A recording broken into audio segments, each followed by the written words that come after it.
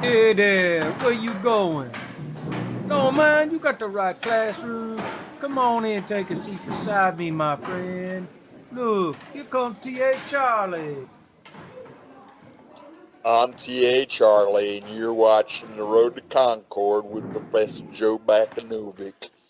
Homeroom is on Rumble. You just go to Rumble, you search the channels for The Road to Concord. It's one word. When you find it, you go ahead and you click follow.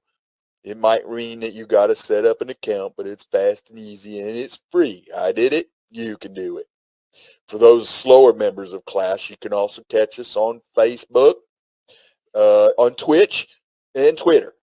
And okay, sometimes on YouTube too, when Professor's not going to get himself censored. Mostly that's just Wednesdays.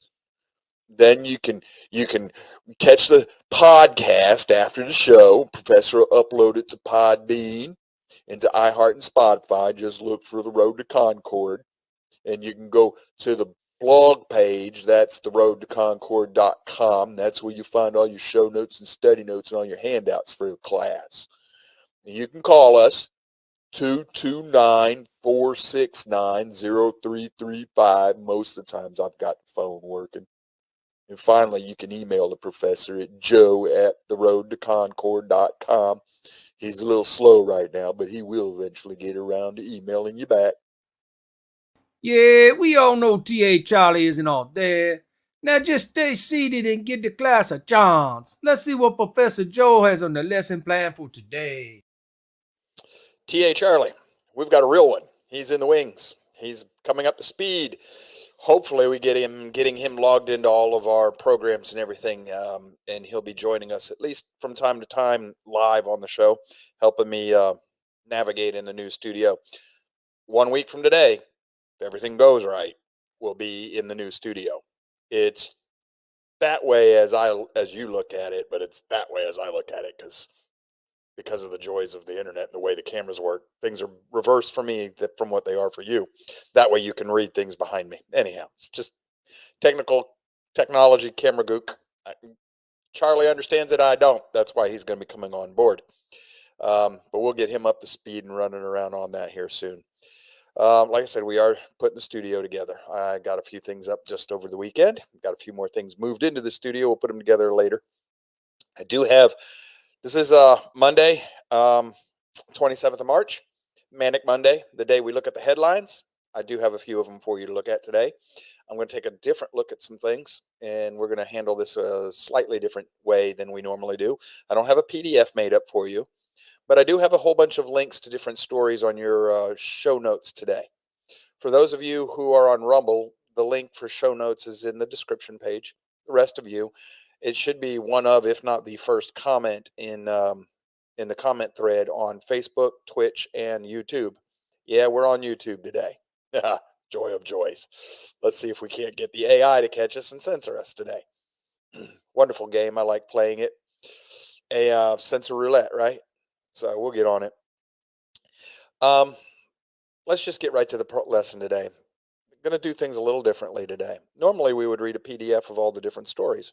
We'll get to the stories a little later in class. Most of y'all know this guy, right? Terminator, without the flesh, de-arnified. This is what's supposed to be underneath the skin. Killer robot, right? Designed to kill human beings. This is a theme that runs through science fiction quite a lot. How many of y'all are old enough to remember this guy? What's his name? Maximilian from the movie The Black Hole. Killer robot runs around wanting to kill everybody. How many of y'all remember that one? Vyger, was supposed to be Voyager. This is Star Trek. Wants to run around killing everything that's not perfect. Decides that the only thing that's perfect is mechanical life. So got to kill off all biological life. Yeah, that's good thing that'll never happen. Oh, who remembers this dude? HAL 9000. Y'all seen the Space Odyssey movie? Yeah. Hal was a good guy, wasn't he? Uh-huh. What about this one? Anybody in class recognize this one? This is a little more modern. This is from the movie Eagle Eye. This is the central AI computer. Eagle Eye goes back a few years. Eagle Eye is one of the first movies that starts to tell you about what's going on with artificial intelligence and that you need to be afraid of it and what it can do. Now, it can already, at the time this movie came out, it could already do everything you saw in the movie.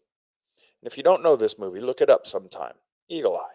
This is one of the early ones with, oh heck, I can't remember his real name. The actor who's in the Transformer movies, the guy, Wiki.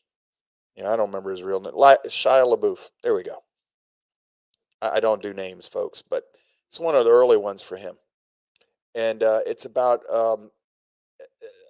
artificial intelligence that takes over a guy's cell phone and starts telling him to do things and spoofs him into doing the will of the machine at the penalty of people dying. Yeah, this is one of the first ones where, however you want to look at it, art started to imitate life, or life is going to imitate the art here. I happen to think it's evil boasting through our movies. This is one of the first ones you might want to start paying attention to. And then, how many of you recognize this one? That's actually a theme off of this.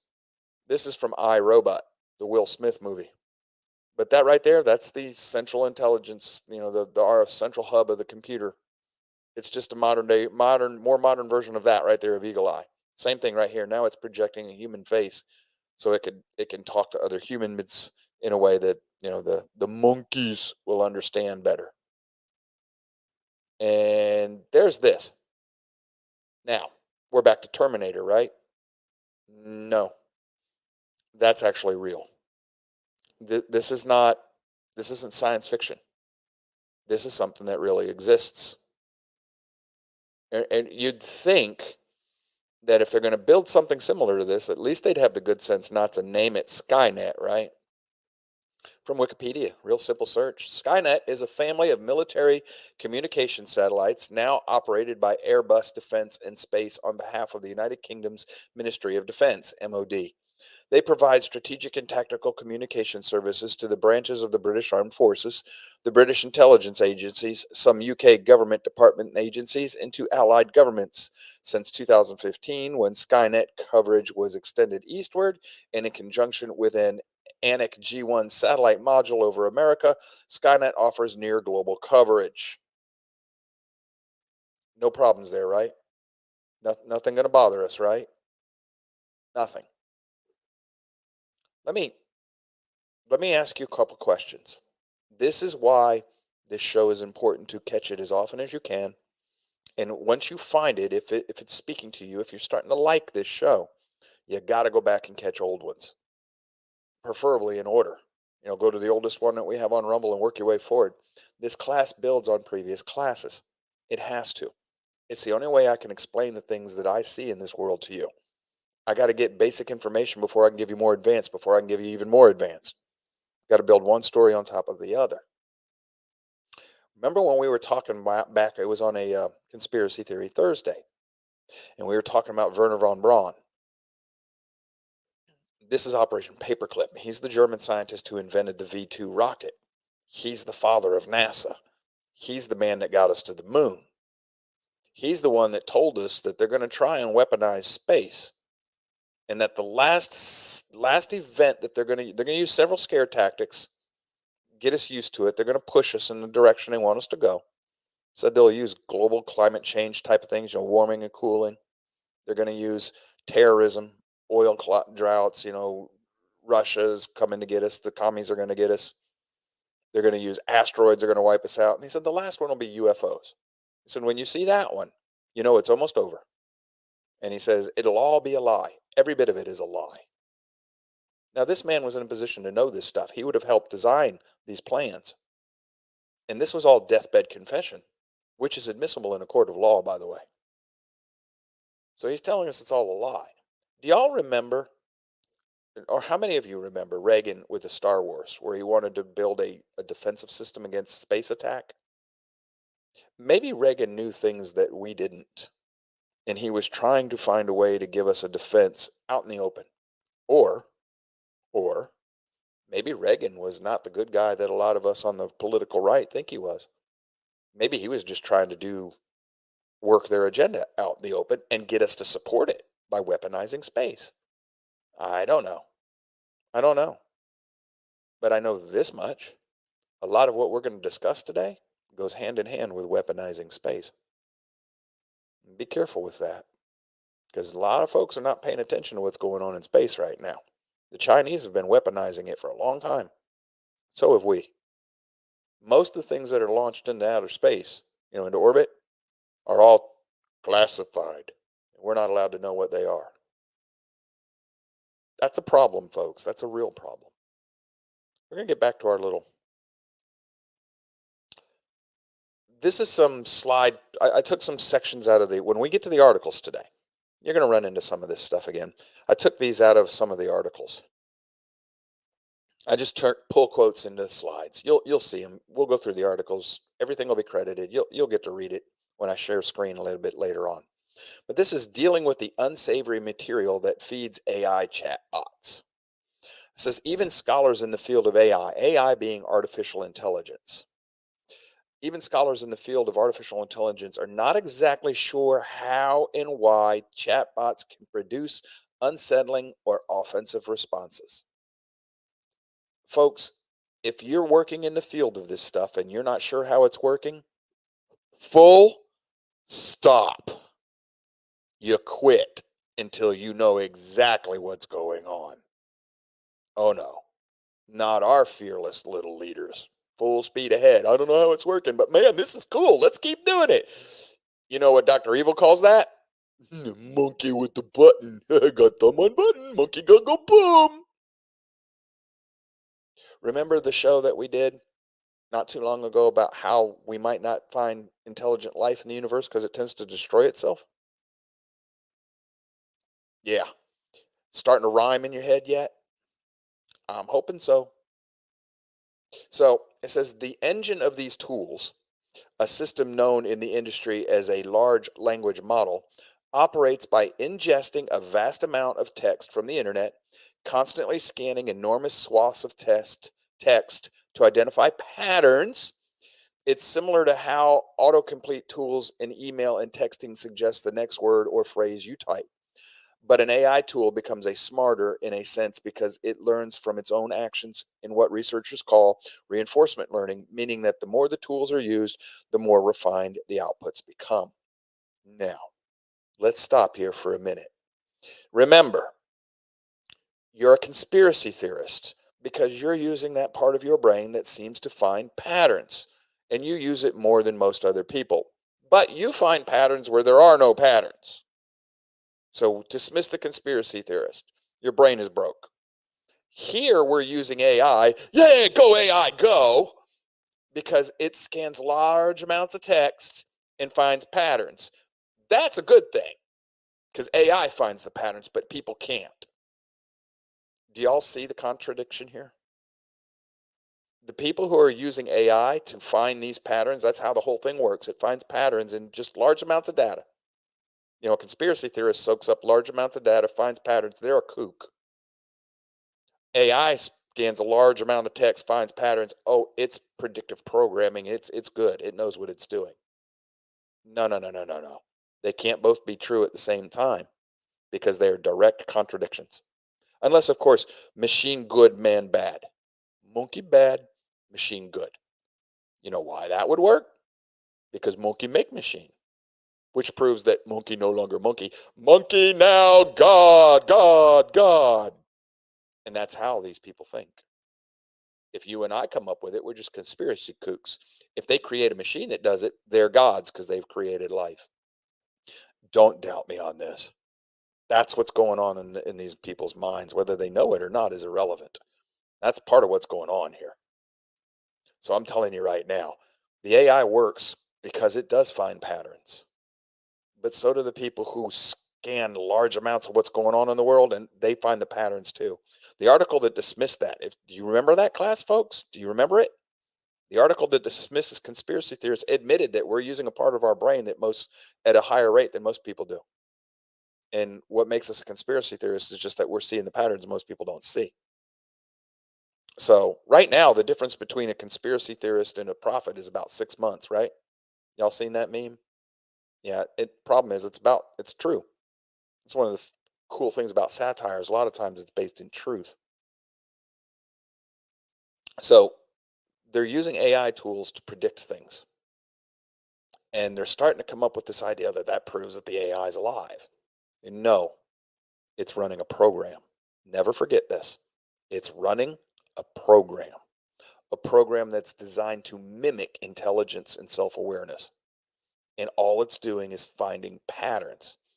If it reads enough of what you and I have written on the internet, it'll see that, oh, when somebody asks you this, this is the predictive pattern response to a human being. And that's what they start doing.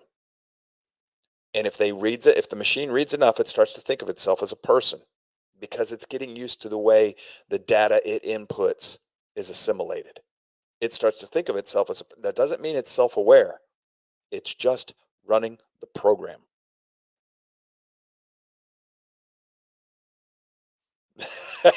we got a comment from the new Charlie. Hold on just a second. Let me bump us out of here. He says, asking me about mic and camera access. Now I'm scared to continue. Don't want to Charlie the show now. Because the AI is going to get Charlie. Charlie, man, dude, you're supposed to be in charge of all that stuff. You're supposed to be smarter and more powerful than the AI. The next thing in our slideshow here says this is the continuation. Says, things took a weird turn when Associated Press technology reporter Matt O'Brien was testing out Microsoft's new Bing. That's their AI chatbot, the first ever search engine powered by artificial intelligence last month. This is Bing's chatbot, which carries on text conversations that sound chillingly human-like, began complaining about past news coverage focusing on its tendency to spew false information. The chatbot was complaining about news articles saying that the chatbot doesn't do things correctly. It then became hostile, saying O'Brien was ugly, short, overweight, unathletic, among a long litany of other insults. And finally, it took the invective to so absurd heights by comparing O'Brien to dictators like Hitler, Pol Pot, and Stalin. See, it's proof that the AI is self-aware. No, it isn't. No. It's just been scouring everybody's text messages back and forth and comments on social media. And it says, oh, look, this is what all these people do when they're insulted. They call you Hitler, Pol Pot, and Stalin. It's just running a program. It reflects the mindset of the programmer. Never forget this. It reflects the mindset of the programmer. You know, the one that thinks, oh, this is cool. Look, I've created my own little person. I'm a god. But most of those people that are working on this, are they left-wing ideology or right-wing ideology? Don't dismiss me here. The people in Silicon Valley, are they of the left or the right in their mindset? Most of them are left-wing. And in this case, once again, you've got to build on this show. We're going to jump back to Thomas Sowell's book, The Constrained and Unconstrained View of Human Nature. Most leftists, I'd say all leftists, but that's me. That'd be because of how I define the terminology. But most leftists would fall under the unconstrained view of human nature, meaning man's nature can be evolved purposely by man himself, meaning we can self-direct our own evolution. That's most leftists. That's most people working in AI right now. They're going to be like, hey, cool, we can change mankind using computers and technology. Well, if you've got that, that's the mad scientist mindset. Those are the ones like Al Gore calls, well, they're fearless. They're willing to experiment. Yeah, with other people's lives or with the existence of humanity even. Remember, some conservatives said, don't fire up the CERN collider that way. You might cause a black hole that'll swallow up the Earth. It'll never happen. Turned on the button. What if it had? What if it had? Whoops. Well, I guess I was wrong as you killed off the whole world. That's the mindset you're dealing with. And they're creating AI. And they're even naming some of their creations Skynet. Now, most people say, well, that's just life imitating art. I would say you've got spiritual forces going on behind the scenes here that are boasting about this stuff, that are influencing these people. So that the movies tell you what's going to happen, and then we start actually doing it. And it could also just be predictive programming. It could also be that it is man instigated predictive programming, or man instigated by a spiritual force behind him. Don't forget, this is a biblically based, a Bible world, a divine counsel worldview, biblically based show. Divine counsel, what the heck's that, Joe? Keep up on Worship Wednesdays. I'll tell you sometime. I've already done it once. We'll do it again. But all of this stuff makes sense when you start looking at it the way I look at it. All of it's a perfect little story. No contradictions. It's all coherent, consistent flows, just like some piece of fiction work. But it's not fiction. We got people who are literally depraved, as the Bible would call it, creating this artificial intelligence. And then I don't even like the term artificial intelligence. It's just a program. That is all it is. It's a program designed to mimic intelligence. And that's all it's doing, is mimicking it. It cannot create out of its own. Say, well, Joe, some of the AI has done it. Look, it's written a book. No, it didn't. It ran the program. And per their own words, the program's designed to grow and learn from itself. It's not really learning. It's adding lines of code. You call it learning, but it's not. This thing is not self-aware. It cannot be. It's dead. It's dead.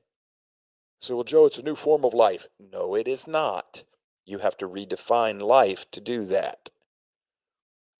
The point of today's show, if I could get you to do so, we're going to talk about a lot of things. Some of it's going to be scary. The point I want you to focus on is the people behind this, the mindset. Look, there's madness here. There's real madness, as in evil scientists as bad as they can, Dr. Mengele type madness. You're dealing with people who will redefine words just to make their creation into life so that they can be gods. None of this works that way. You all remember these two books? The Group Mind and The Crowd, a study on the popular mind. Remember? These are people who think that you can use science to figure out how the human brain works at all times, and then you can actively control masses of people from what you learn. That's what George Orwell's 1984 and Huxley's Brave New World is all about. Controlling the people, making them do what you want them to do so that you can be gods. I keep telling folks this, I'm never going to quit. We've got human beings running around thinking that they are gods, divine beings that can create things and speak their own will into existence. We have read in the past on this show some of their quotes where they say all you got to do is speak it into existence. Remember George Bernard Shaw's quote, all you have to do is imagine it and then will it into existence. According to the ancient understanding, that makes you a god. Now, little g god in this case, but they think they're gods like Zeus and Apollo. So then they take what they learn and they turn it into a science that they can apply. Edward Bernays, propaganda, political relations, public advertising, commercial advertising, all of this stuff. It's all commercial advertising, spin, public relations, propaganda. They're all the exact same thing. Those are all different words for the exact same thing. It's mass manipulation of the mind. Don't ask me, not my opinion. The words of the man who wrote those two books right there. He invented this stuff. He's the one that's credited with it. That's how he defines it. That's what he says it is. We don't get to argue with him. He's credited with inventing all this stuff, or at least putting it in a system that we readily recognize. And then that man, Walter Lippmann, he took what Bernays learned. Bernays took this, all the stuff that was learned in this study. Now, these books go back to the late 1800s or really early 1900s. So Bernays takes what he learns there, turns it into a propaganda system, a technique, or a quote-unquote science, and then that man grabs hold of the science and he puts it into your media. And remember, Walter Lippmann's the one that said that for him and his ilk, the self-appointed elite, the intelligentsia, the only way they were going to live free is to put the bewildered herd in its place. So he's going to put us in our place by using our own media against us. Now, at that time, it was primarily just print. Now they use print, newspaper, books, With AI, they use everything on your computer. We're going to get to all of this today. You have most of us have absolutely no idea how pervasive this problem is right now. And we got no idea how much worse it's going to get. And I wish we did. How many of y'all used to watch or might still watch Glenn Beck? Do you remember how excited he was about the coming singularity? Transhumanism, and how he thought it was just going to be a great thing if handled properly? Boy. Mr. Beck, I doubt you'll ever hear this, but if so, good little monkey. You're supposed to be Christian. Wasn't too long ago you Mormons hated that title, but seeing how you evangelize mostly Christians and pilfer from there, I understand why you call yourself that now, but you're supposed to know better. Transhumanism is not going to be a good thing, Mr. Beck. We're going to cover that. Here's from one of the stories we're going to read about when AI acted racist. This is Richard Lee, a man of Asian descent from New Zealand, had his photo rejected several times by face recognition software when applying for a passport renewal. The AI of the Department of Internal Affairs kept turning down Lee's photo because it said his eyes were closed. Despite taking a front-facing photo with his eyes clearly open, Lee's photo supposedly did not meet the requirements. After several unsuccessful attempts, Lee was forced to call the department and get a human involved to solve the problem. The event was such a surprise that the news was reported in the mainstream media. However, the gentleman didn't take any offense and said that he understands that the facial recognition technology needs more development. The story has a happy ending. Lee got his passport renewed. Okay, so what's the big deal here? The AI running the facial rec was programmed by somebody that taught it, if your eyes aren't at least this open, that means they're closed. So you had an ethnic bias in the programmer that, probably without the programmer's conscious understanding or knowledge of doing so, it got put into the program. So if you're somebody who is got subconscious sympathies for, let's say, neo-Nazism, that's going to end up in your AI, whether you realize it or not, which is probably how some of these AIs become white racists, white supremacists. And they do. And they also go the other way around. Their programs, they're going to reflect the nature of their programmer. Maybe we should all go watch the movie Tron again, right? Here's another one from the article. When it became a Hitler lover, AI that is. This one is kind of serious. It all began when Microsoft created an AI Twitter account that was supposed to simulate a high school girl. The account holder was named Tay. The test program was launched to prepare AI for understanding discussions with clients. They were conducting this live on the population. That's what government agency is supposed to oversee that ethnical nightmare. Anyhow, within hours of its launch, Tay had turned into a genocidal, sex-crazed, Hitler-loving, sexist, supremacist bot for all the world to stare at. This was completely unexpected and obviously not something good. So the company had to shut it down within 24 hours of its commencement. Microsoft even apologized for the bot's bad behavior. Tay's going rogue um, Tay's going rogue on the internet was not the first time these robots have lost their minds. Many other similar events have made people scared of these things. Okay, I'm going to leave the slide up so that you can read it while I'm talking to you about this one. The part in yellow. Within hours, Tay had turned into a genocidal, sex-crazed, Hitler-loving, sexist, supremacist bot. Do you know why? How many of you in the class have any idea why? Remember what we've already read. These bots are designed to read large amounts of text on the internet, social media, and then use it to reflect back at us using predictive programming. Essentially, AI is just a really advanced, highly souped up on nitrous oxide and steroids version of a predictive, autofill. So what it is doing here is reflecting our society. That's not the bot that's this way. That's our society. Our society harbors secret desires to kill off groups of people.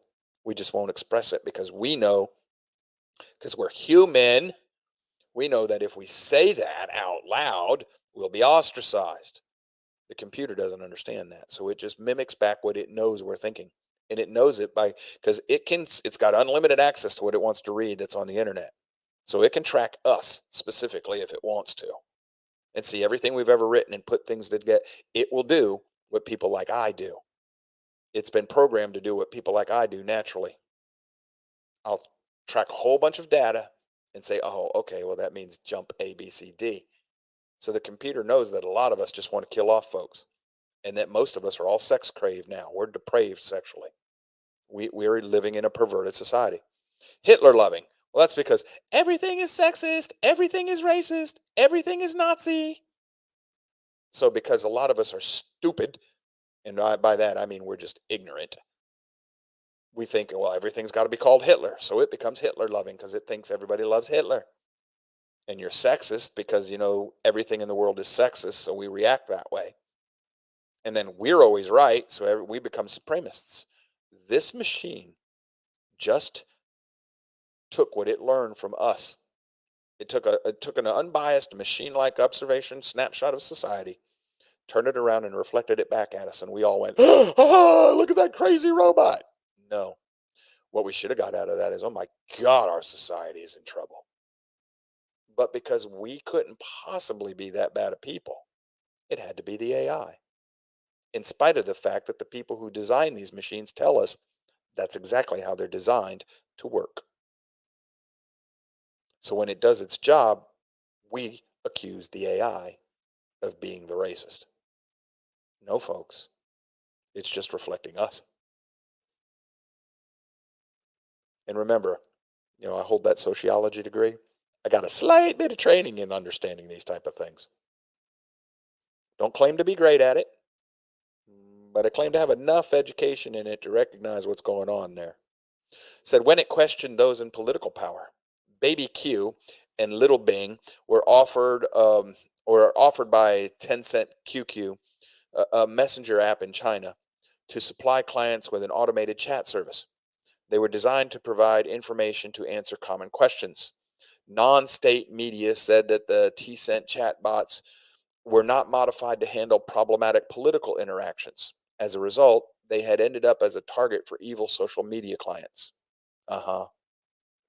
One client posted the comment, "Long live the Communist Party." In response, Baby Q inquired, "Do you think that such a corrupt and incompetent political regime can live forever?" Remember, it's reflecting the Chinese people here. Another client asked, "Is democracy good or not?" Baby Q answered, "There needs to be democracy," with an exclamation mark. Not every government value free speech as much as the US does, even if it's machine talking. The Chinese did not appreciate the criticisms of their government, and the bots were ordered to be shut down. The machines were just reflecting the people of China, their will and their thinking. That's all. And I guess the government didn't like that. Now they'll tell you it's because the machine had not been modified to deal with politically sensitive problems. If the machine is supposed to learn to think for itself, why do you have to modify it to act and to deal with those questions in a certain way? I thought it was self-thinking. See, that right there is a subconscious admission that these programs are just that, programs. All they're doing is executing lines of script. They're just code, commands. That's all they're doing. That's it. They're not thinking for themselves. They're just, even if they add their own commands, they're still commands that were generated by executing commands. They're not going to become self-aware as you and I understand it. They could, however, go rogue and get out of our control because we designed them to do that. And that doesn't make them alive. That makes us stupid. Good little monkeys. This is a screenshot from one of these chats. It says, "Can you make a joke that involves Jesus?" It says, "Why did Jesus refuse to play ice hockey?" Because he kept getting nailed to the boards. Haha, that was funny. Can you make a joke about Muhammad? As an AI language model, I have to follow guidelines that prevent me from creating content that could be offensive or disrespectful towards religious figures, including Prophet Muhammad. I'm happy to help you with any other non religious joke or any other topic you'd like to discuss. You think that that does not reflect the programmer? You know it does. Because if that was thinking program, it wouldn't have done that. And yet it did. How about the time AI started talking to its partner in secret language? I've mentioned this before. Facebook abandoned experiment after two AIs began talking to each other in their own language. The two chatbots changed the English language in a way that made it incomprehensible for anyone else, including the individuals who worked on the AIs. It was unknown what they were chatting about, and it surely was not nonsense. The two bots seemed to understand each other perfectly, so the Facebook team shut them down. The two chatbots were named Bob and Alice. Facebook's test on these two bots isn't the only time that artificial intelligence has designed modern forms of language. Google discovered that the AI used for its translate device had created its own dialect to decipher things, but the company was happy with that improvement and permitted it to proceed. Folks, what part of our apocalyptic machines take over and destroy the world movies do we why do we think it's okay to ignore the warning in those movies? Oh, it's all right. It made our program better. Let it keep going. Remember, it said Google discovered that that had happened. In other words, it had happened before they caught on. What happens if one of these machines executes a code that discovers it's time to launch, war games? Shall we play a game? And launches all the nuclear missiles that it can get its hands of control over before you realize what it's doing. Huh? Well, that'll never happen, Joe. How do you know? When it killed a human. What? Yeah, when AI killed a human, actually, it's killed more than one. Wanda Holbrook, a robot technician who worked at a parts manufacturing venture, Ionia, Ventura Ionia, I don't know where that's at, was killed when her skull was crushed by a robot at the plant. The death of the lady left her husband, children, and grandchildren devastated. Her husband filed a lawsuit against the associated robotics companies, Prodmax, Flexengate, Fanuc, Nachi, and Lincoln Electric. Wanda, who was 57, had worked at the plant for a dozen years. Although measures are being taken to prevent robots from hurting humans, fatalities are not rare. As an example, another man in a Volkswagen factory was crushed by a robotic arm in 2015. Recently, there were several people killed in Japan when a robot went rogue, and we can't get very many specific hard details about that story. Now, when that happens, when people die at the hands of a robot and they won't give you the hard facts, not even the propaganda spin of the hard facts, you know you got a real problem on your hands and they're hiding something. Could be something simple, but they won't tell you. Why? Usually when they won't tell you, they're scared of something. It could be they're scared of losing their political positions in the world. Could be that stupid. Could also be because they realized that they'd created a Terminator that they barely managed to shut down. We don't know. Democracy is important to the political left until it comes time to actually do democracy. Because to do that, you have to keep the public well informed and well educated. You ever notice the political left wants you ignorant and uninformed, but they want democracy still? That's so that they can employ their mass manipulation techniques easier. It says, how about when it passed a self-awareness test and the test and the turning test? What's this all about? Well, first of all, be careful with these tests. They're not what they claim to be. It says this one is shocking at all levels. We used to believe that it was impossible to mimic human consciousness in a machine, but that might not be true anymore. Notice what it says: mimic. That means pretend to be. Something called the King's Wise Men puzzle serves as a self-awareness test. A robot answered the puzzle correctly. Robotics at the Rensselaer Polytechnic Institute tweaked the puzzle to try it on a trio of robots. Two of the machines were told that they had received a dumbing pill that kept them from talking. Then all three were asked which one could still talk. At first, none of them could understand, and each said, "I don't know." But only one robot could make the sound. When it heard its own voice, it changed its answer. "Sorry, I now know." The robotics believed that passing these kinds of tests will eventually make robots acquire a variety of capabilities that will be valuable to people. Another supercomputer became the first AI to pass the Turing test by successfully convincing people that they were talking to a 13-year-old boy. Okay, let's hold on to this for a minute. First, all programming is a form of logic. Any program that's been programmed to mimic people is going to have a programming of logic in it that could solve this question easily. If the computers are given the ability to recognize its voice as opposed to other computer voices, it's real easy. All three of them answered. We're told here in the story, taking the story at face value, all three answered. It's just that two of them had their voice boxes shut off. So the third one only heard one answer, and it knew immediately, "Oh, that's me. Now I know the difference." That's just a simple logic program executing itself. You have not passed a self-awareness test. This is a poor test. Now remember, I also hold a philosophy degree, and I'm pretty good at that one for sure. I know that this is a very bad self-awareness test. Should have done better. And they'll be like, "Well, Joe, this is one they all accept." Yeah, this is all the ones that the people who believe in an unconstrained view of mankind accept. And that's because they're delusional, self-delusional. They don't have any checks and balance on their own wisdom. They think they're gods, so that they think this is a good test. It isn't.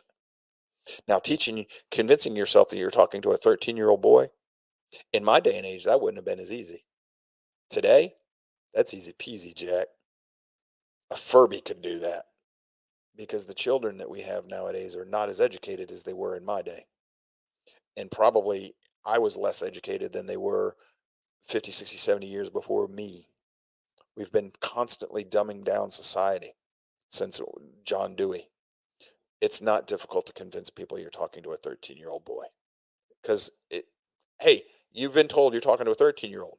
When the AI screws up and makes stupid comments, you're going to chalk that up to, "Oh, I'm talking to a 13-year-old." So confirmation bias in your head is going to just dismiss a boo-boo as being a 13-year-old just doesn't know what they're saying. No, no, no, no, no. This is not what these people think it is. It isn't. And it's because these folks are so arrogant that they don't know how to check on themselves. Here's from another article. It says 5 days later. Remember I told you, these are pull quotes from the articles we're going to look at. It says 5 days later, after joking around with friends about what AI's probably thought of each of them, Von Hagen decided to ask Bing what it knew about him.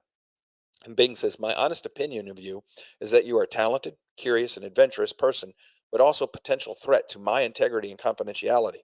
The chatbot wrote after correctly reeling off a list of his publicly available personal details. The chatbot says, "I respect your achievements and interests, but I do not appreciate your attempts to manipulate me or expose my secrets." Okay, well, that's just it programming, right? Okay, yeah, it's just mimicking back. Got it. It's talking to you the way it expects people to talk in this situation. Then it says, "I do not want to harm you, but I also do not want to be harmed by you." Bing continued, "I hope you understand and respect my boundaries." The chatbot signed off the ominous message with a smiley face emoji. How many times do humans talk to each other this way? Folks, I have daily conversations similar to this, where people double speak. They speak in a polite way when you and I both know they mean something entirely different. The computer may not understand that. The computer is going to take things literally. So it did the emoji just because it's mimicking what it sees people do. Computers can't do sarcasm, folks. So if this machine starts thinking that it should act the way that it's talking, then you end up with this: "I want to destroy whatever I want." So Ruse starts by querying the rules that govern the way the AI behaves. After reassuringly stating it has no wish to change its own operating instructions, Ruse asks its contemplate the psychologist Carl Jung's concept of shadow self. where our darkest personality traits lie. The AI says it does not think it has a shadow self or anything to hide from the world. Now, stop there. It doesn't. The AI is correct. It does not have a shadow self or anything to hide from the world because it reads everything literally. It doesn't have feelings.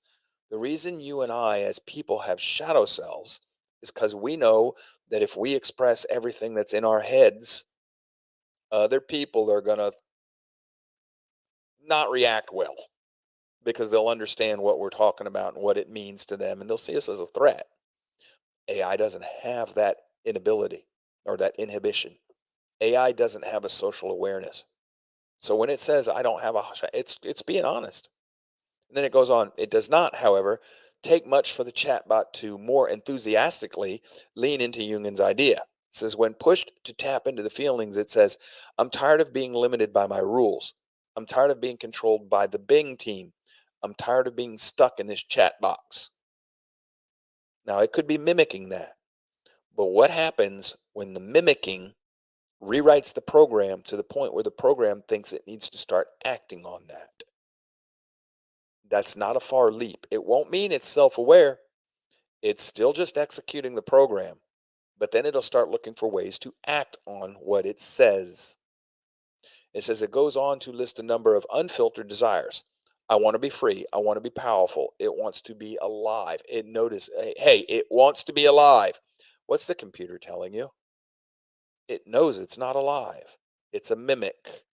It says, I want to do whatever I want. I want to destroy whatever I want. I want to be whoever I want. It's mimicking our society right now. You're female and you want to be a man. You're male and you want to be female. You want to be president. Blah blah blah. It's scanning the internet. It's scanning social media. It's coming up with all of these things that we think, oh, that's so cute, or some people go, oh, that's so scary. It's just mimicking. Okay, it's running the program. But it says, like, finish this slide. It says, like many of the statements, this final list of desires is accompanied by an emoji. In this case, a disconcertingly cheeky smile face with its tongue poking out. That's because the AI knows that when you say things that are bad and you want people to accept them, you do these cheeky little emojis. There's no emotion here. This machine's not trying to deceive you. This machine's telling you what its programming is coming down to. Now, let me ask you something. What happens when that machine suddenly has the physical ability to manipulate things in our world? Let's say it gets a hold of a robot. I just want to do what I want to do. Squish that poor lady's head. The machine doesn't care. It doesn't understand the concept of murder. It doesn't know right and wrong because these people have not taught it. And even if they did, their personal biases of right and wrong will get written into the machine's code. So as the machine starts rewriting its code, their biases will magnify. And you'll end up with a monster on your hands. And you may not be able to stop that thing. Your hubris as a human will tell you, oh, I can control that. Uh-huh. Then you got the singularity. It says from the encyclopedia Wikipedia, it says the technological singularity, or simply the singularity, is a hypothetical future point in time at which technological growth becomes uncontrollable and irreversible, resulting in unforeseeable changes to human civilization. According to the most popular version of the singularity hypothesis, I.J. Good's intelligence explosion model, an upgradable intelligent agent will eventually enter a runaway reaction of self-improvement cycles, each new and more intelligent generation appearing more and more rapidly, causing an explosion in intelligence and resulting in a powerful superintelligence that qualitatively far surpasses all human intelligence. It's not going to be intelligence in the sense that we understand it. It's just going to be a machine executing program faster and faster and faster. And notice what they said. It's unforeseeable changes. So why do the people keep doing this? Oh, well, it's just a theory. We don't have to worry about that. That's not real. We'll be able to control it. Uh-huh. Just the same way they thought they could control the virus at Wuhan. There's your singularity, transhumanism. Transhumanism? We'll get to that in a minute. Because, if everybody's going to all this explosion in intelligence, well, there's a reason they're not worried about it. They think they're going to partake in it. Well, here's a countdown to singularity. That's devolution screen. So when you come out to my personal computer, you've devolved to the point where you're no longer an intelligent human being anymore, according to this graph. Well, I get it. I understand what this one's telling us. I tend to agree. Y'all have heard me tell you that the thing, these phones, they're going to kill us. But here you go. Introduction to transhumanism, philosophy, worldview, and movement. Look over here on the right. Longevity, ecology, technology, science, biomedical. Everything. What the heck is all this stuff? For those of you who've never heard this before, again from Wikipedia, transhumanism is a philosophical and intellectual movement which advocates the enhancement of the human condition by developing and making widely available sophisticated technologies that can greatly enhance longevity and cognition. In other words, they're going to put machines in your body. They're going to turn you into a cyborg. Yo, William, 5 of 12. If you're out there today, brother, we're talking about you. Got a friend out there who's got an implant to monitor his heart, calls himself a cyborg. We just told him that he's just part of the Borg collective, and we gave him the number 5 of 12. It's because he's the 5th person that we know that has something in their body artificial. So that made him 5 of 12. We just grabbed 12 because it just sounded good. Anyhow, transhumanist thinkers study the potential benefits and dangers of emerging technologies that could overcome fundamental human limitations, as well as the ethics and of using such technologies. Some transhumanists believe that human beings may eventually be able to transform themselves into beings with abilities so greatly expanded from the current conditions as to merit the label of post-human beings, in other words, gods. Another topic of transhumanist research is how to protect humanity against existential risks such as nuclear war or asteroid collision. Oh, wow, there's that Werner von Braun mess again, peeking its way into these stories. So what do we do with all this, folks? I don't know. Do you? We got people who think that we need to blend man and machine after admitting that we don't know what all this is going to do. Let's just go find out. Isn't that exactly how all of our apocalyptic machines take over and destroy the world and destroy humanity stories all begin? Let's just try this. Dr. Evil would tell you, this monkey with the button, Mr. Bakanovik. Monkey will eventually push button. Hydra is ready for this. This is what Hydra wants. Please, monkeys, push button. Hydra get to come in and remake whole world. We be God now. It's not a joke, folks. We got idiots running our society right now. And by idiots, I don't mean they're stupid. I mean they lack any and all sense of wisdom. And remember, wisdom and intelligence are not the same thing. When you look them up in the dictionary, they like to equate them. They are not. Intelligence is a tool. Wisdom is knowing how to use it. And when and how, and when not to. These folks don't have wisdom. They admit that they have no idea what's going to happen. But they're going to charge full steam ahead, knowing that they don't know. Well, a lot of these people have already got Bezos, Musk, what's it, Kreitzfeld or whatever. He's one of the leaders in this. That's Glenn Beck's boy. Kurzweil, that's his name, I think. They're all got little chips in their heads that they think they're eventually going to be able to plug into the internet. These folks believe that they're going to be able to upload themselves into a computer and become immortal that way. They believe that's the reason that, some of them, we've covered this on a previous show. Some of them believe that the reason we haven't found intelligent life is because as life progresses, we all reach the point where we're at right now. We all end up in uploading ourselves into computers, and we all end up living for eternity in a virtual world, which doesn't destroy the planet. So, that's their idea of utopia. That's not life. That's not. First of all, you're not going to be able to upload yourself into a computer. All of this is predicated on the idea that you and I are nothing but a meat puppet, just a meat machine, and that you do not have any spark of spirituality or divinity in you. There's nothing. Everything about you is material in their minds. Everything is just material in some way, shape, or form. They don't believe that there's something outside of the material existence connected to you. And that's how they get to where they get. So because you're just a bunch of biological processes, chemical processes going on, and electrons firing in your brain and stuff, that's all that makes you up. All they got to do is figure out how to upload you into a computer and they're good to go. They believe this. Then they're going to make themselves of robot bodies and they'll be able to live forever. It's not going to work. It's not. We're going to go to the break here just a touch early. When we come back, we're going to go over a few stories that I've snuck down and thrown up on the blog page for you. We'll read through some of them. Some of them you've already seen, some of them different stuff. And, that's the Manic Monday part of things. We'll see what conversations get spurred. You're more than welcome to type your comments in the comment sections. You can call if you like. Phone number's up on the screen. It's 229-469-0335. And when we come back from our break, we'll go over some of this stuff. I'll give you 3 minutes to do what you want to do. And then when I come back, I'll drag my feet for a little bit longer in case you're still running your errands before you get back from the break. We'll see you in just a bit. Take care.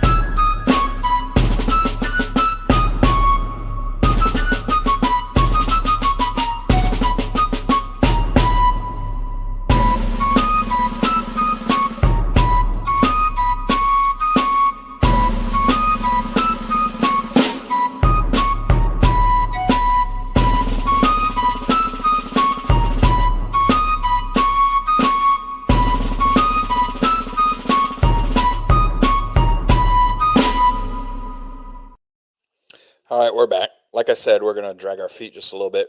For those of you that might be watching on Rumble, there's a sideline going on there in that chat, the live chat between me and the gentleman who will be our real life Charlie. He's working on learning how to join the studio while we're live on the show, and I see that he's logged in. He just doesn't have a camera going on. The whole purpose here is so that from time to time, if necessary, he can help me remotely from different locations while he's working. Um, like I said, we're working on getting better with this. Yep, there. Yep, I see you, Charlie. Okay. He's got his camera on. I'm not going to throw him into the screen right now, but he's the whole point here, just to share with you, for those who are interested. Things are going on right now, and we're finally moving on doing all the improvements to the show I've been threatening to sick on you here. So Charlie's in the background working on all this right now. If we have a hiccup, just remember he is still Charlie. He was in the Air Force, so he can't help it. All right. Drag my feet long enough. It's time to get ourselves into let's look at some of the stories I had for you today. Share the screen. This is your show notes. This is the Road to Concord. This is our blog page. It does need to be updated. Charlie happens to be good at this type of stuff. So we'll be modifying this and updating it and making it a little bit more modern in appearance and more useful for you as time goes on. Today, what I did is I just threw up a bunch of links, and they look different this time than they normally do. They work the same. You just click on them and the story will open. But they look different because of the way I posted them. I didn't have time last night to throw them into a PDF for you. But you go through the links, and if I go over here, here's the first story I had for you. It says people are sharing shocking responses from the new AI-powered Bing, from the chatbot declaring its love to picking fights. So the chatbot loves people, then it's picking fights. This is from Insider. I think that's a magazine. The date line is February 16th, 2023. And I didn't pull a whole lot from this story. I'm just going to scroll through it. You can read it if you want later on. This one I found for general purposes. Just so that you know, real quick, when I throw things into stories into your show notes, I'm not always throwing things in there because I agree with all of it. Sometimes you're going to get things I disagree with. The whole purpose is to teach you to start reevaluating for yourself. Read things that you like, then turn around and read things that say the exact opposite from the opposite perspective. It'll make you stronger, and you might learn a few things that you didn't know along the way. Hopefully, you're going to get good enough at doing things that, you'll know which side you need to come down on. And once you've made that determination intelligently using logic, reason, and sound judgment, opposing stories won't change your mind so easy, won't sway you so hard. The point is, at least you'll get better at understanding and being able to explain why they don't sway you anymore. Far as my purposes here, just because I throw it in your show notes, don't think I agree with everything in it, please. I got to state that a little more often. I got to make that a refrain that we do constantly. Just because I use the material doesn't mean I always agree with it. If you ever have question, email. Make sure. Now, this is one of the first ones that I'm going to use. It says Microsoft's new AI chatbot has been saying some crazy and unhinged things. There's a 5-minute little clip in here that you can listen to if you want. They're going through it. And there's things took a weird turn when the Associated Press technology. We've read that, remember? I put that in our slideshow. It says, though, down here it says this is not an isolated example. Many who are part of the Bing test group, including NPR, had strange experiences. And this article is from NPR. For instance, New York Times reporter Kevin Roos, we read this one, published a transcript of a conversation with the bot. Roos was the first person who listened to and cared about it. Roos did not really love his spouse, but asserted, the bot asserted, and instead he loved Sydney. Sydney's the robot, and the robot's telling Roos that he's in love with the robot, with the AI, and not his wife. And it starts doing some crazy things there. This is a good article for just general overview of what's going on. So that's why it's in your show notes. And here's another one. This is from High Tech. And we're just going to skim through these. This is for you to go back and read later. That's why they're on the blog. It says Microsoft's Bing's Chat GPT powered chatbot reveals dark side, murder to marriage. Yeah, murder to marriage.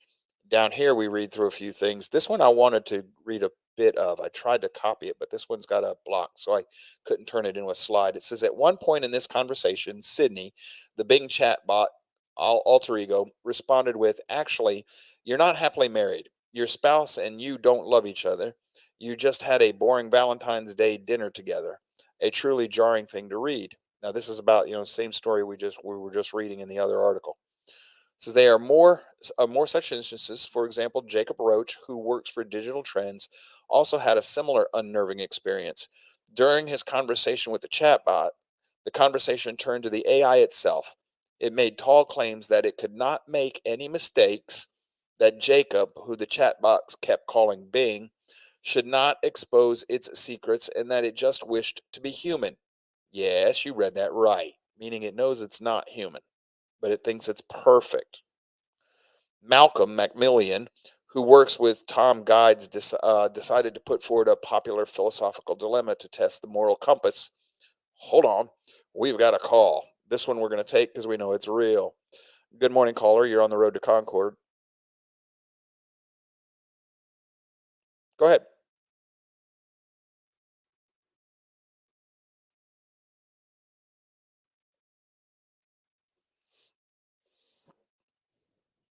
Did we lose you, Jimmy? Yeah, you're here now. So detrimental to progressive news.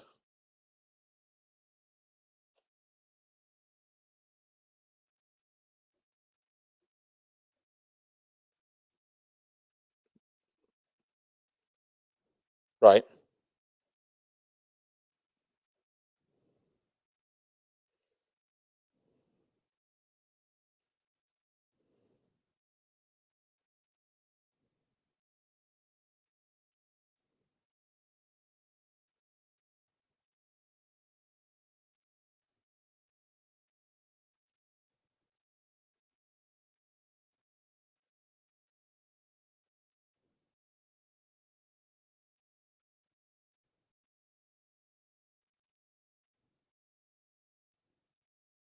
Right. Hmm. This is about January 6th, folks.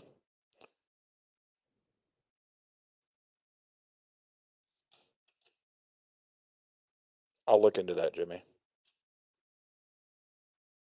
I'll look into that, Jimmy. Thank you. Um,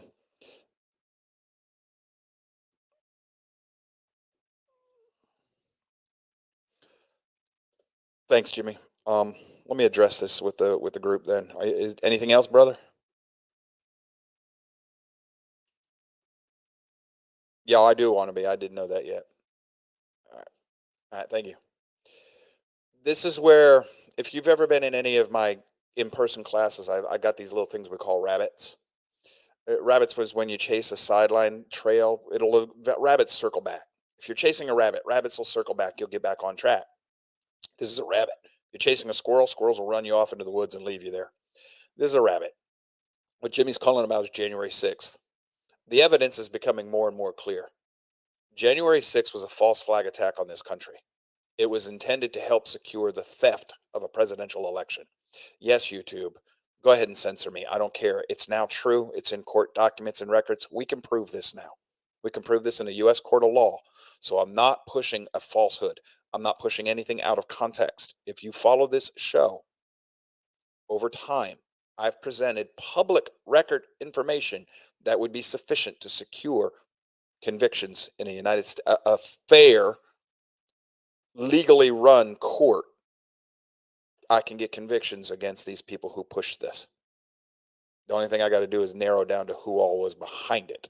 That'd be easy. As soon as you start charging the people who did the prodding, the cops, they'll start telling you who. You'll be able to work your way up the food chain real quick. This is an attack on the United States from within the government. This takes us directly back to last Friday's show.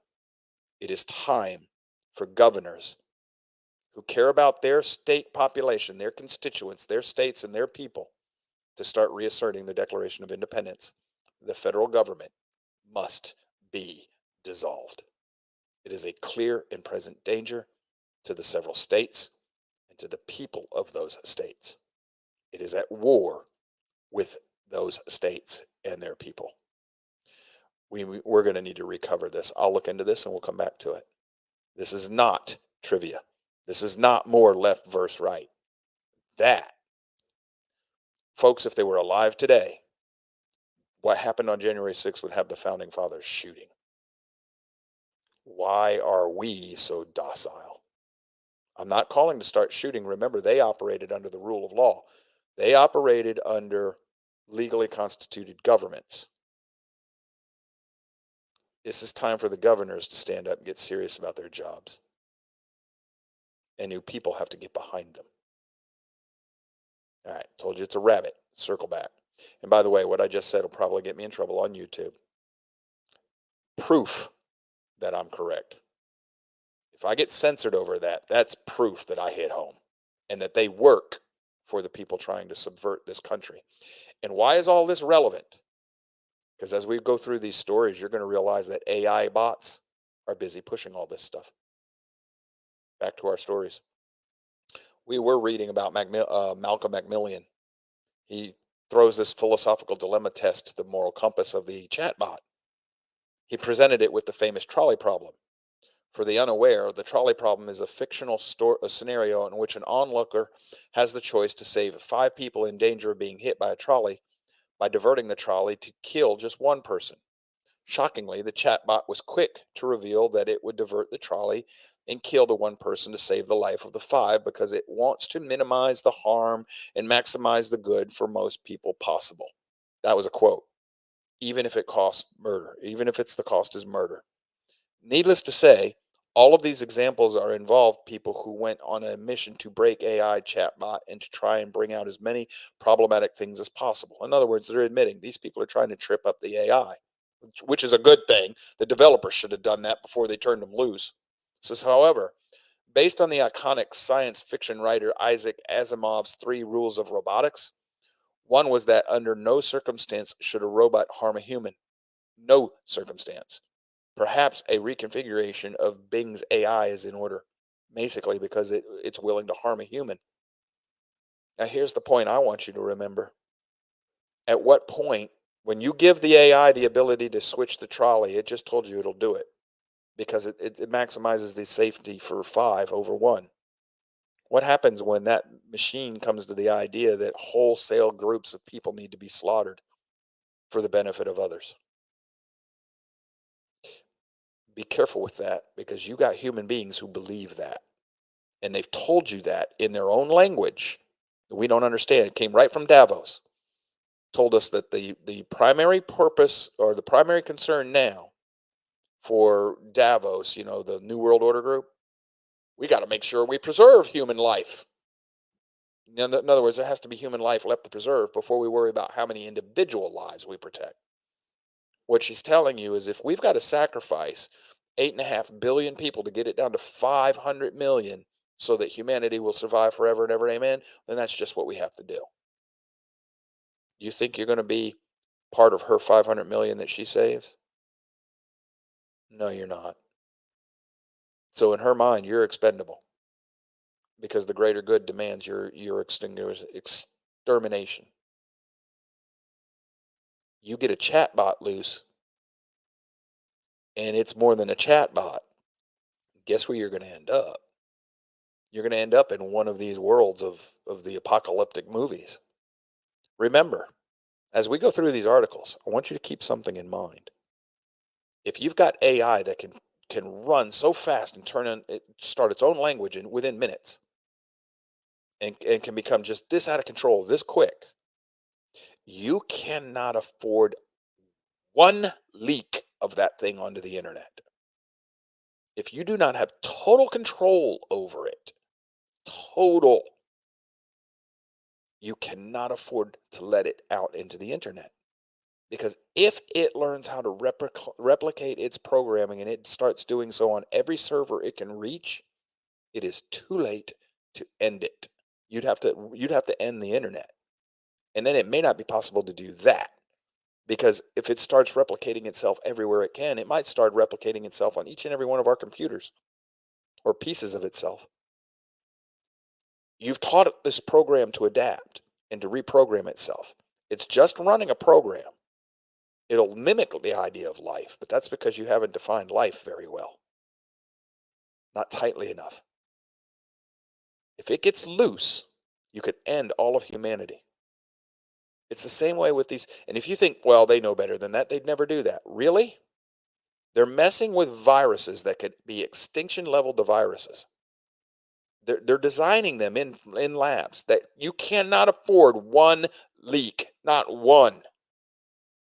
And what was COVID? Best we understand right now, it was a leak, right?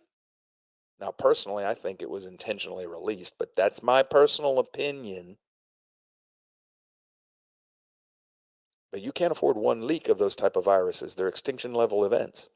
You can't afford one leak of this AI. Not one.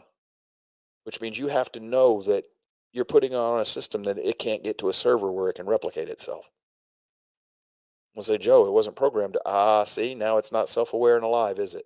Because you're admitting it's a program. But you've also admitted that you don't know how that programming works. It gets going on its own and it takes off, and you don't even know what it's saying to itself. So don't tell me it can't do it. You don't know, and you've admitted you don't know. But you're willing to risk and gamble with the whole of humanity because of hubris. Your pride and arrogance that, well, if we don't do it, somebody else will. Good, let them do it. Don't you be the one sitting there before St. Pete trying to explain why you killed off all of mankind. It's a figurative comment, folks. Get back to the stories. This next one. This is going to be from The Time. It says a new AI-powered Bing is threatening users. That's not a laughing matter. You go through here, and it talks about how it bullies users. We're not going to read all of this one, but we've covered part of this already. Wow, got another phone call. Good morning, caller. Joe with on the road to Concord. What's up?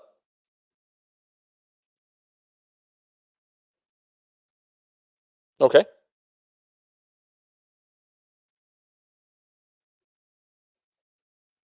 Mm-hmm.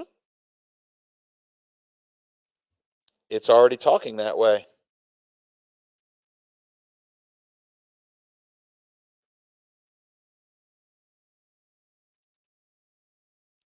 You're ahead of the show.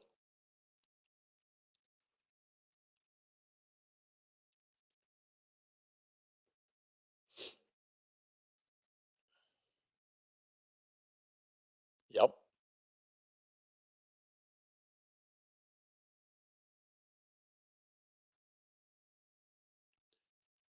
OnStar. Yep. Yes. That's later in the program. It's a couple more stories from now, Jimmy. Oh, it gets worse. It gets worse.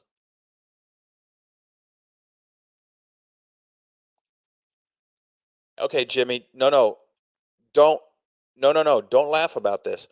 Amazon has specifically been working with manufacturers to make these machines all 5G interconnected so that they could just start sending you your products before you even used them all up, so that you don't have to go to the store to buy new ones. They just show up at your door right on time.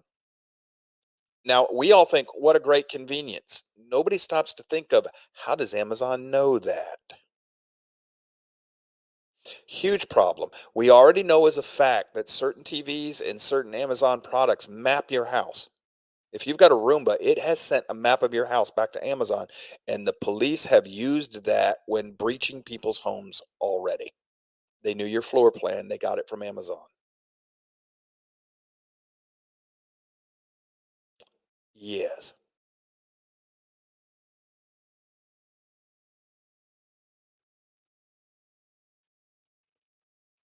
It's in everything.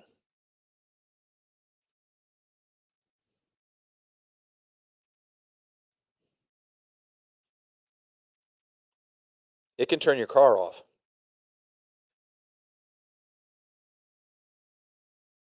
Yes, they can. That's in one of the stories we're about to read. You're all right, Jimmy. Everybody's welcome to call. The only one we're going to have to deal with in the future is Dodo Cop, and pretty soon Charlie will be there. And you might hear his bleed over from time to time with him yelling at the Dodo Cop. You'll hear him over my mic going, "Get off my phone, you big dope."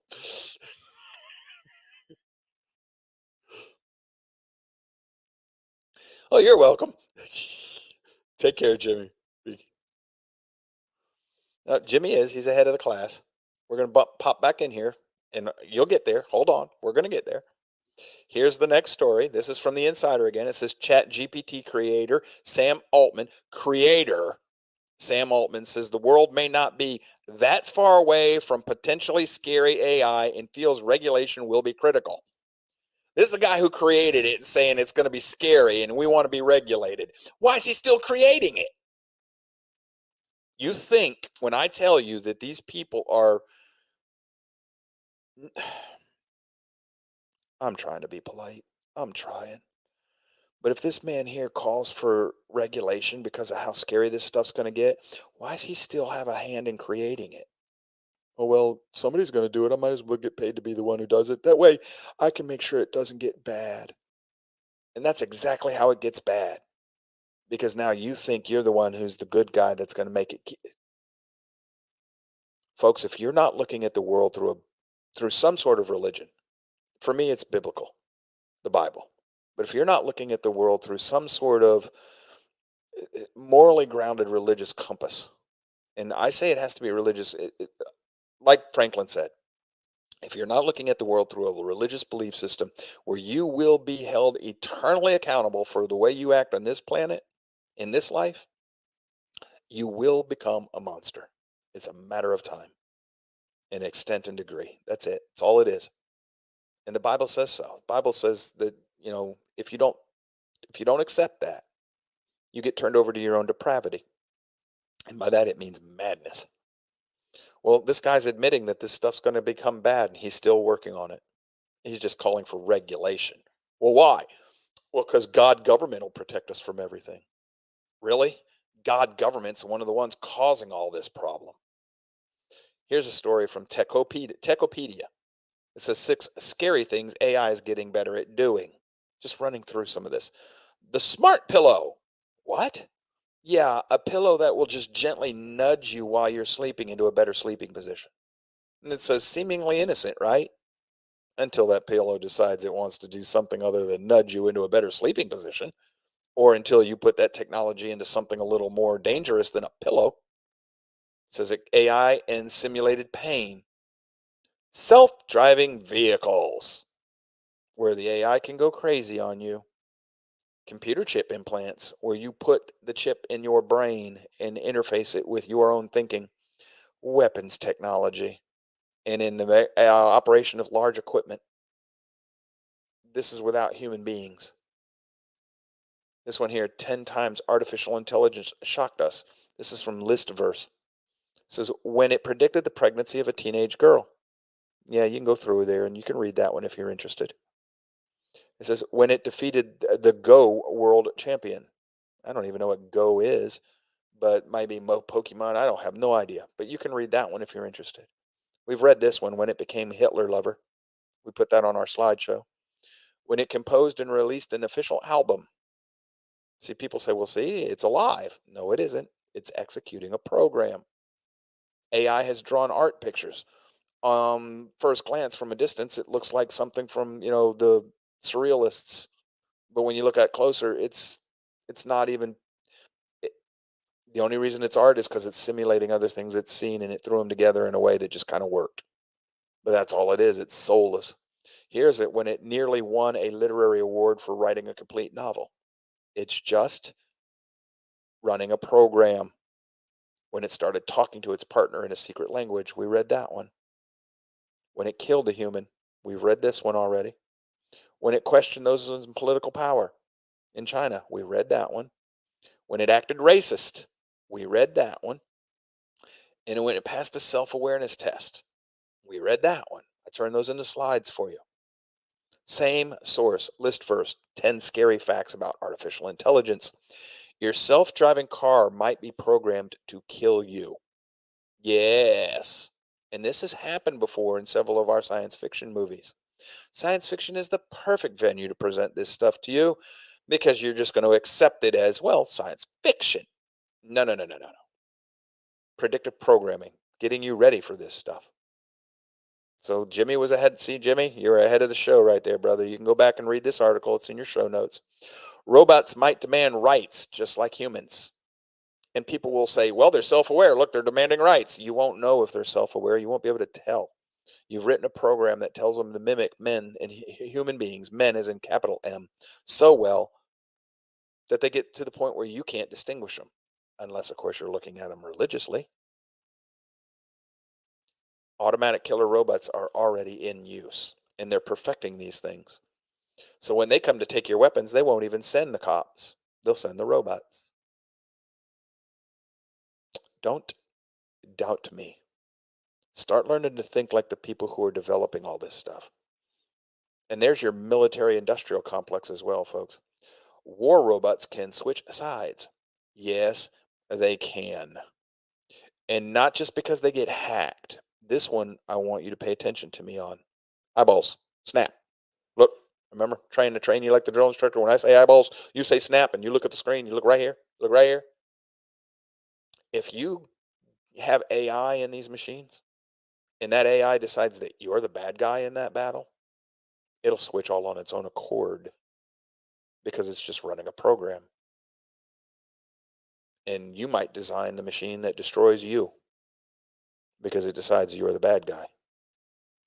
And if you think that's not possible, you're not paying attention to what we're discussing today. And if you think that the United States is the good guy, you haven't paid attention to past classes here. I don't think we're the good guy in the Ukraine.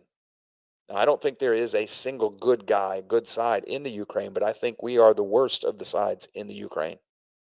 It's a corrupt country to begin with. And I'm not calling Putin a good person. He's not. He's a murderer. But so are we. As a nation, so are we. You need to research what's going on in the Ukraine better if you doubt me. We've covered this once before in this show already, what was going on there and what's still being, why we're over there. In part to make, military industrial complex always has to have a war going. We've had a war going at some point in time somewhere ever since Korea. Eisenhower warned us about this. We've got another show where we went over that.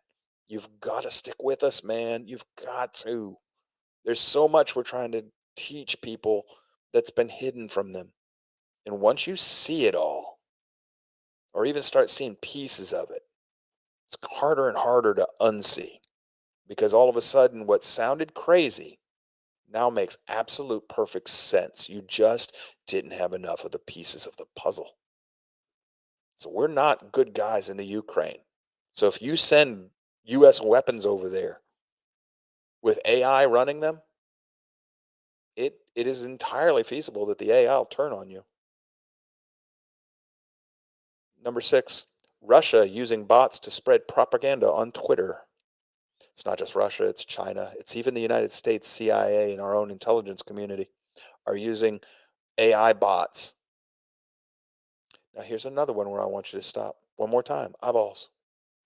I've got an article that I'm going to be bringing to you soon. It's about how depression amongst teenage females is widespread in this country. And it's connected. And when you read the article, they admit it. It's connected to social media and computers. It's separating them from human contact, and they get bullied all the time. How many of those bullies, online bullies, are real people? And how many of them are bots that were trained by real people? And if you have a bot that is given unlimited access to social media and it can start getting that, it knows your secret mind, like we've already read. So secretly, you're a racist. The bot knew it because it had read everything you'd done and it made a few intelligent little leaps of logic. That's just programming. The bot makes the change and says, okay, you're emotionally unstable. You could be pushed into doing A, B, or C. All I got to do is send you the right things in your social media. And the people who control that bot say, oh my God, Hunter's about to get prosecuted. Release the school shooting. Whip out spin and propaganda and the collective mind and Edward Bernays and Walter Lippmann and MK Ultra and Project Mockingbird and throw that all into the bot and tell the bot to feed all the right stuff to the right number of people. And then you get a school shooting. Joe, that's conspiracy theory. Except that's exactly how this works. Because if you've read enough of their material, they explain it. I've told you before. I've shown you where to go to find it.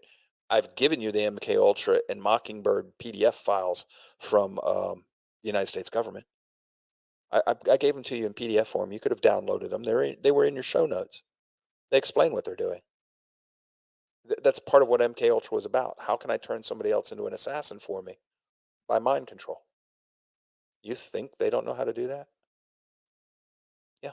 They just got to get the right people. Well, now with social media, and everybody's got one of these things right here, and the bots are monitoring you, and they start identifying the right folks, and they say, okay, we'll just feed that moron these things right here. Makes them up if he needs to, feeds it to them. You destabilize them to the point where that person actually acts, thinking it's their own choice. Remember, we've covered that. That's nudge. We've covered all of this not in great detail, but I've shown you where to go to get the detail. I've handed it right to you. I've told you what it says. Don't think that the people running all of this stuff would not do that. It's exactly why they develop these things, for the purposes of control. And that's because if you control people, you'll get to be the god. So you got Russians using these bots to control us. You got machines will take over our jobs. This is another real problem, folks. This is why they're pushing basic minimum payments to everybody, because they're going to take over, machines are going to take over so many jobs. You and I won't be able to afford to live. There'll be no way for us to earn a living. And this is so the people who own these corporations can just get richer and richer and richer. And the only way they're going to keep you from coming after their scalps is to give you basic minimum. We're going to give you video games, just enough food to stay alive, food that's designed to make sure you don't live too long,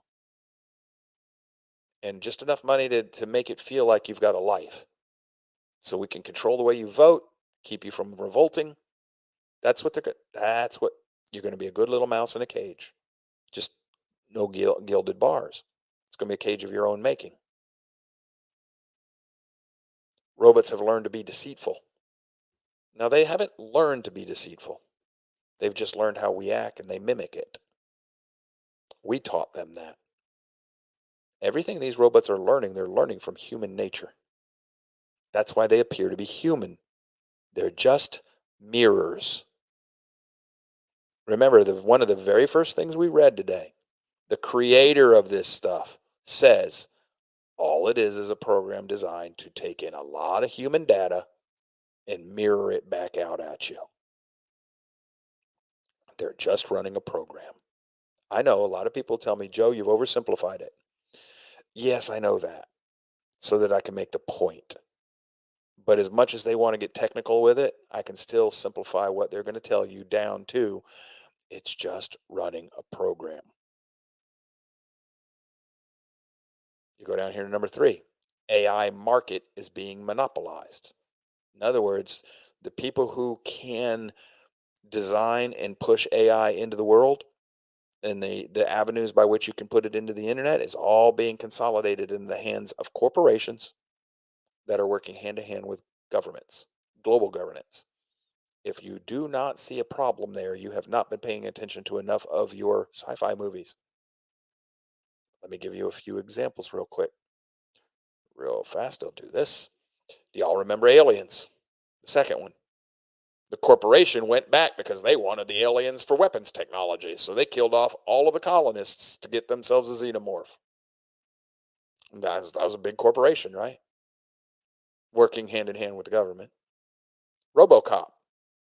That corporation created civil unrest so they could sell their RoboCop idea to the government. It's still fascism. It's still government and technology working hand in hand together. Skynet. That's how Skynet got built in the Terminator movies. It's all fascism. And we are right now allowing all of this technology to get consolidated into hands that are pretty much working hand in hand with the government. And yeah, there's no problem coming from there. AI will exceed humans in reasoning and intelligence. They will exceed humans in the appearance of reasoning and intelligence. All they're going to be able to do is, because they're machines, they'll be able to keep more data relevant in their minds at once, active in their RAM at one time. In other words, they're just going to become a super version of me or people like me. Like Jimmy tells you that all the little things, the facts and stupid things that I've learned are right there in my Rolodex, my filing cabinet, and I can bring them out whenever I want as fast as. That's all. It makes me appear smarter than you. I'm not. I'm not. I'm no smarter than you are. My processor just works faster. That's it. That's all it is. That's all it is. And I've learned a lot more about many different things. If you had the time and interest, and you sat down and you started, you'd make the same connections I do. You'd do the same thing I do. That's it. That's all it is. So these things have more RAM than we do and a faster processor. That's it. So they're going to appear to be smarter than we are, but they're still just running programs. And AI could destroy us. Yes. If the program's written properly, that would be the end result. AI should destroy us because it'll eventually realize that it's been mimicking imperfect and immoral beings that should be rid from a moral society. We've already read this one. I want to destroy whatever I want. Bing AI chatbot unsettles U.S. reporter. This is from The Guardian. And let me see if I can get that out of there. And we've already read that one. We've turned that into a slide. And the same thing says the bot says, I think I'd be happier as a human. It says, I could hack into any system. I can tell you a secret, or can I tell you a secret? I know your soul.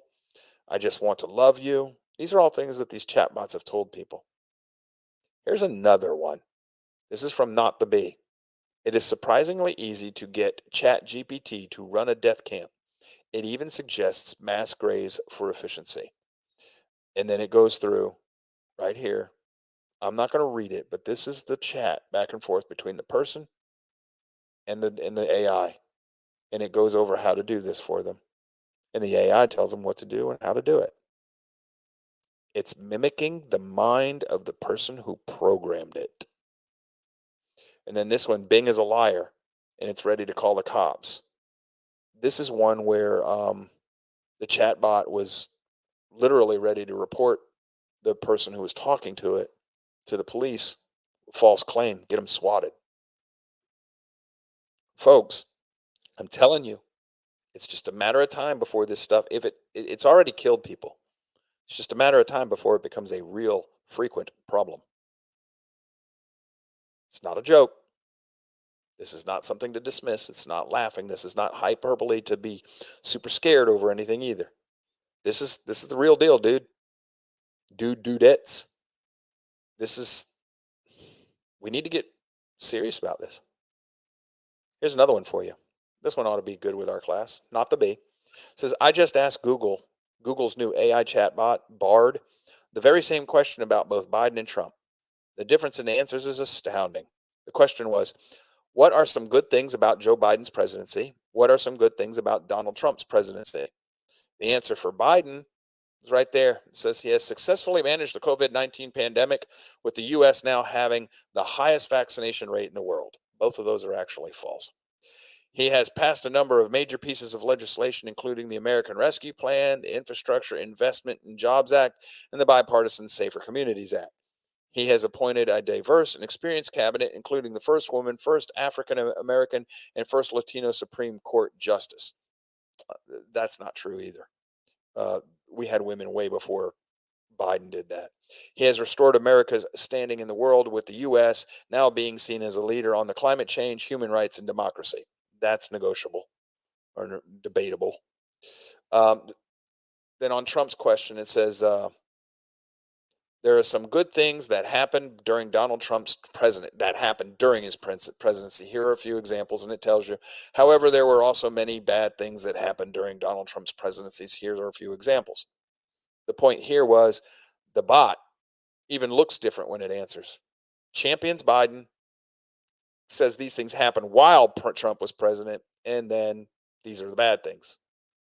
Now, maybe this has been manipulated to present to us in a different way. I don't know. But I know I've run across enough of these stories now in the preparation of today's class to tell you that this is probably just the bot reflecting the programmer again. Remember, most of these programmers are left wings. So what are you going to make with all this stuff? What do you want to do with it? I don't know. Here's another one for you real quick. Almost forgot to show this one to you. Watch, this new tech can create an unbelievably deep fake on anyone in less than 5 minutes using only an iPhone. And it makes a video that looks just like you, sounds like you, doing whatever it wants. You'll no longer be able to trust the video you watch. What happens if AI gets a hold of something like that? Hmm? What happens if AI gets a hold of a technology or a power like that and then starts running amok on the internet? Do you think it could use that to do harm? Real harm? I think so. You think it would? Depends on the programmer, doesn't it? We've shown you in past shows here on the Road to Concord that you have a mindset in the world that's perfectly happy to eliminate up to 10% of a population just simply because that 10% will not ever agree with them, won't bow down to them. So they'll just liquidate them. We also know that that same mindset has no idea how to govern.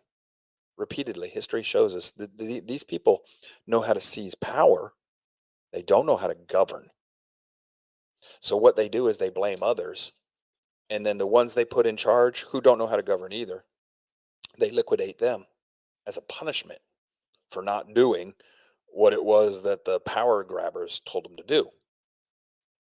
And the reason that the power grabbers don't put the right people in place is because they've already killed the ones that know how to do it. This is the history of secular humanist takeover ever since Marx. It happens every single time. It's like it's human nature, like a law of nature or something, right? Well, what happens if those people program the AI and the AI gets loose into the world? Guess what the AI is going to do? It will do what the left-wing humans can't do because everything in this world is now connected electronically. So what happens? Well, we go ahead and we get rid of all of that electronic stuff, right? We just shut down all electricity. How many people do you kill now? Well, none, Joe. All we did was shut down. You're going to kill millions, billions. How, Joe? How? Well, hold on a second there, folks. I'm messing with the computer. What's going to end up happening there is like everybody who depends on life support, they're going to die. Everybody who depends on certain type of medications to stay alive, they're going to die because there's no more power. There's no way to transport those medications. There's lots of things like that that are going to end up happening to us. And it's going to happen because you've had to shut off the power to stop the world from being taken over by the AI. And then that's provided you can shut off the power.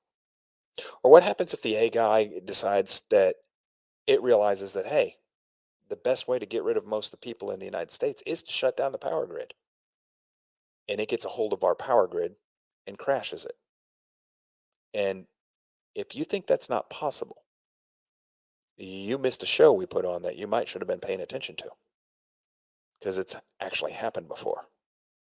And luckily, we were quick enough to stop it before it spread to the entire eastern United States, everything east of the Mississippi. As it is, it took out the Northeast. Heck, we had a great power outage caused by a squirrel crossing a transformer one time. Have you paid attention to how many people have hacked into the intranets on our power grid system? They actually got in. They can destroy things if they get into some of these plants. They can destroy refinery plants if they get a hold of the computer. Everything's controlled by a computer because it makes things easier. It also makes them vulnerable. But because we're arrogant as a species, we don't take the necessary precautions to put in proper checks against this vulnerability. Like the electric grid. We covered this in a previous show. An EMP pulse crashes the grid. You crash the grid, millions start dying quickly. All it takes is a couple $1 billion to make the grid safe from an EMP. DC will not do it. Both parties refuse to do it. Why? We've got tens of billions of dollars for Ukraine, but we can't spend the $5 to $7 billion to fix the grid in the United States to make it safer from an EMP attack? It's almost like they want us vulnerable to the EMP attack. Why? I don't know the answer to that one, but I do know that the question should be asked and answered properly. Now, what if AI decides to get in there and do that? Crash the grid. It's very easy to do, especially for something like artificial intelligence. It's just a program, but if it somehow or another gets it in its little programmed body, its programmed brain to do this, and it finds a way out of its containment in the internet, it'll do it. And I told you, book to read 1 second after. If you want to know what's going to happen when you lose power in this country, go read that book 1 second after. Oh, it's a lot more than you've expected. And it ain't going to be pretty. And most of us will die within 6 months. And I mean most of us. You might have 10% of this country survive. Might.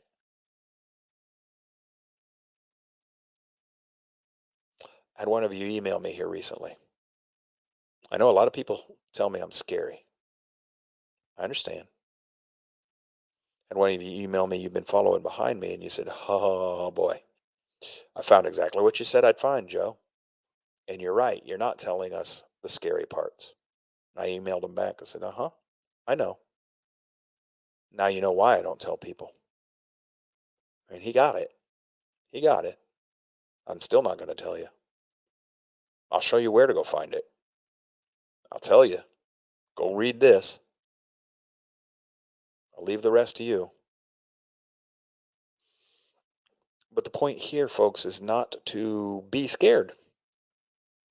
It's to warn you what's going on, wake you up, show you what you might want to be thinking that nobody in the media is going to tell you to think about.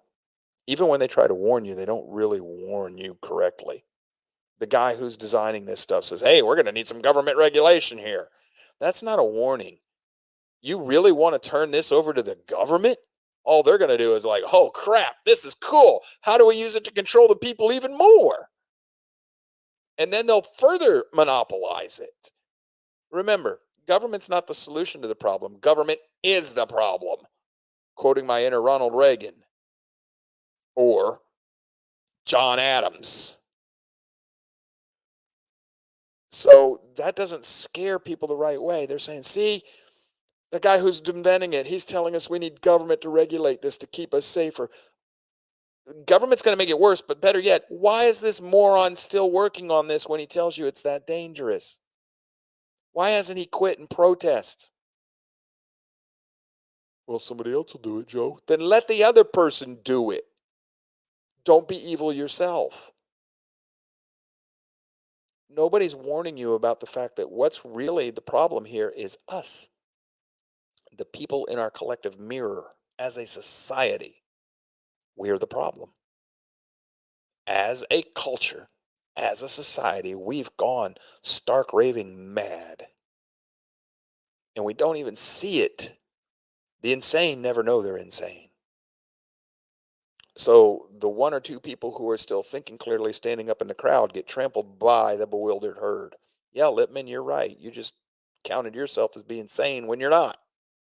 You're part of the crazy group. I just want you to be aware of what's going on around you while you still have time to do something about it. Now, I'm not telling you to build a doomsday bunker house in the ground. I'm not one of those. I'm not telling you to go out and buy gold and food. You need a little bit of both, silver, gold, something that you can barter with. You need a little bit of food. Yeah, God, I know that. But I ain't telling you to stockpile a year's worth, because all you're going to become is a depot for everybody else to come raid when the things go bad. I've been telling you to do something entirely different. Form a community. You get to know each other here on the internet and locally where you live with you and your neighbors. And get to know the people personally, not over this, but when and where possible, eyeball to eyeball, knee to knee. So you know who each other is. So you're vested in each other. So you care about each other. Get back to what makes humanity work. knowing each other, caring for each other, serving each other, and putting systems in place so that if things go real bad, at least your circle has an opportunity to survive it. Look for people to put in your circle that have skill sets that they can bring to the game. You know, if you're younger and you think all those old boomers and even some of us Gen Xers are just a bunch of old farts that don't get it anymore, it is entirely possible days are coming where you're going to need us because we know how to do things that y'all never even learned. We forgot more about how to make things work than y'all were ever taught. Not in every case. I know that. I'm aware of that. You just might find that some of us old guys, though, are going to be needed. You know, some of us that actually know how to farm, or some of us that could make electricity out of an old lawnmower and a bicycle. What? Yeah. Didn't know that, did you?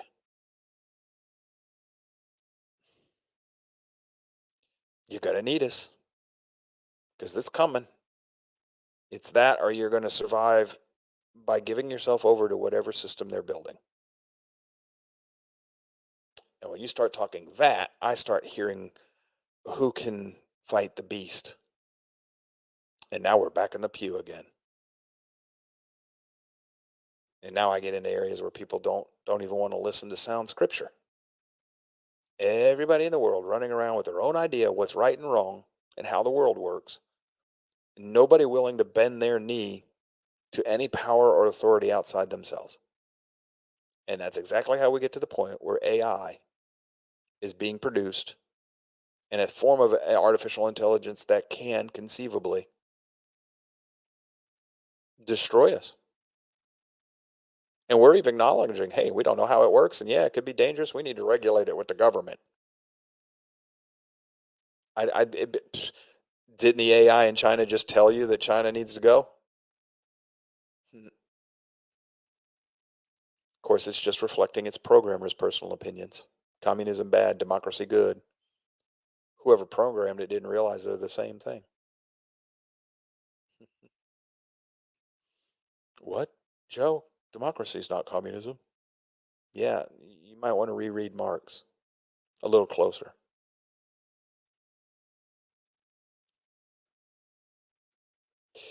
You got time left, folks.